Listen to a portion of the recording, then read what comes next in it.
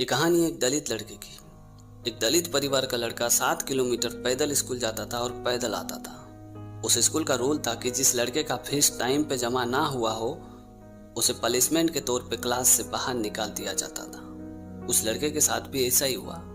वजह यह था कि उस लड़के का पिताजी जड़ी बूटी की दवाइयाँ बनाता था। जड़ी बूटी की दवाइयाँ बनाना उनका पैसा नहीं था, बल्कि समाज सेवा के लिए वो जड़ी बूटी की दवाइयाँ बनाता था। उनका असली पैसा तो खेती बाड़ी था। जब उस लड़के को क्लास से बाहर निकाल दिया गया तो वो लड़का सीधे स्कूल के खिड़की में खड़ा खड़ा टीचर का लेसन सुनने लगा। जब टीचर की लेसन पूरी हुई तो टीचर ने एक सवाल किया, जिस सवाल का जवाब किसी भी लड़के ने नहीं दे पाया। तभी उस लड़के ने खिड़की से आवाज लगाई कि सर, इस सवाल का जवाब मैं दे सकता हूँ। तो टीचर ने वापस उस लड़के को क्लास में बुलाया तो उस लड़के ने उस सवाल का ही नहीं बल्कि और कई सारे सवालों का सही सही जवाब दिया। ये देख के टीचर को बहुत ही आश्चर्य हुआ। फिर वो टीचर वहां से निकल के सीधे प्रिंसिपल के ऑफिस में गया। फिर प्रिंसिपल को उस लड़के की सारी बातें बताई। ये बात सुनते प्रिंसिपल बहुत ही खुश हो गए। उन्होंने कहा कि एक काम करो, इसकी सारी फीस माफ कर दो, इसे फ्री में पढ़ाओ। उसके बाद वो दलित लड़का वहाँ फ्री में पढ़ने लगा। वहां से पढ़ाई पूरी करके जब वो निकला तो वो पार्ट टाइम के तौर पे प्रेस रिपोर्टर का काम करने लगा। फिर उसने गांधी जी के बारे में खूब सारी किताबें पढ़ी, ढेर सारी रिसर्च करी और गांधी जी के बारे में ऐसी ऐसी बातें लिखी जो शायद दुनिया वाले को पता ही नहीं था। उस लड़के का काम देख के टाटा ग्रुप ने उसे छात्रवृत्ति दिया और उसे पढ़ने के लिए लंदन स्कूल ऑफ इकोनॉमिक्स में भेजा। लंदन से पढ़ाई पूरी करके जब वो लड़का भारत लौटा तो कई बड़े बड़े सरकारी पदों में काम किया और एक दिन वो लड़का भारत का राष्ट्रपति बन गया। दलित समाज का वो पहला लड़का था जो भारत का राष्ट्रपति बना था। वो लड़का कोई और नहीं बल्कि माननीय श्री के.आर. नारायण जी थे। सोचिए, जिस वक्त के.आर. नारायण जी को क्लास से बाहर निकाल दिया गया था उस वक्त के.आर. नारायण जी स्कूल के खिड़की में खड़े खड़े टीचर का लेसन ना सुन के सीधे अपने घर गए होते तो शायद आज वो अपने पिताजी की तरह जड़ी बूटी की दवाइयां बना रहे होते।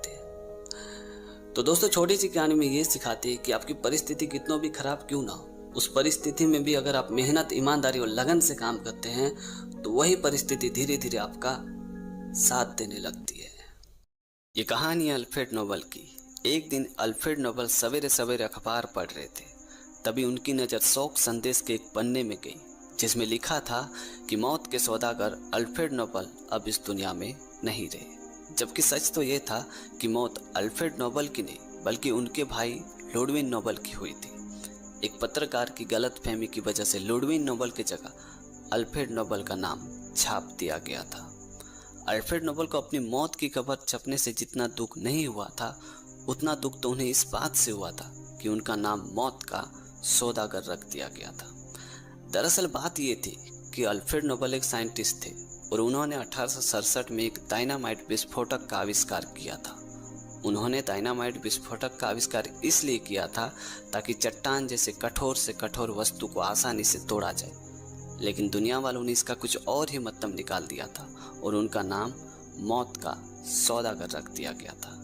इस वजह से अल्फ्रेड नोबल को बहुत ही बड़ा सदमा लगा और उन्होंने एक वसीयत तैयार किया जिसमें लिखा था कि मेरे मरने के बाद मेरी सारी संपत्ति को बेच दिया जाए और उस संपत्ति से जो पैसा मिले उन पैसों से उन लोगों को पुरस्कृत किया जाए जो लोग विश्व शांति, साहित्य, रसायन, भौतिकी, चिकित्सा विज्ञान और अर्थशास्त्र जैसे क्षेत्रों में अच्छे से काम करते हो।